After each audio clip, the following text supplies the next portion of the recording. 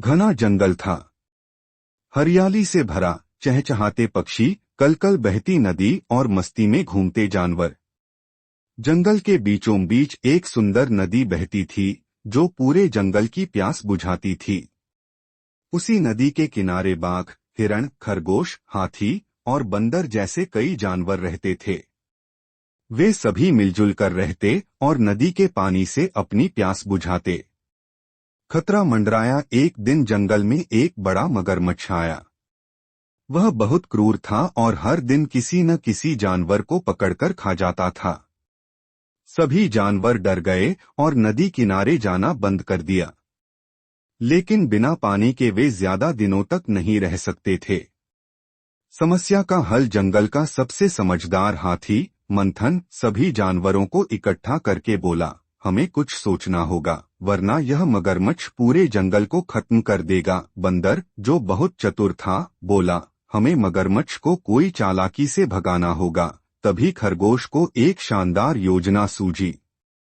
उसने कहा, अगर हम मगरमच्छ को बेवकूफ बना दें तो वह खुद ही जंगल छोड़कर चला जाएगा। चालाकी से मिली जीत। अगले दिन खरगोश नदी किनारे मगरमच्छ से बोला, मगरमच्छ मामा, क्या आपको पता है कि इस जंगल में आप अकेले राजा नहीं हैं?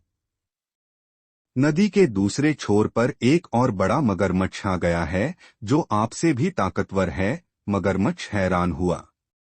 उसने गुस्से में कहा, मैं सबसे ताकतवर हूँ, मुझे दिखाओ वो कौन है। खरगोश उसे नदी के सबसे गहरे हिस्से में ले गया और बोला, नीचे देखिए, वहीं पर वो रहता है। जैसे ही मगरमच्छ पानी में झांका, उसे अपनी ही परछाई दिखी। उसे लगा कि सच में कोई और मगरमच्छ वहां है। गुस्से में वह पूरी ताकत से पानी में कूदा और उस पर हमला करने लगा। लेकिन बार बार वही चेहरा सामने आता रहा। गुस्से में आकर वह गहरे पानी में चला गया और तेज बहाव में बहकर बहुत दूर निकल गया। खुशी से झूमा जंगल। जब जानवरों को पता चला कि मगरमच्छ भाग गया है तो वे सब खुशी से झूम उठे।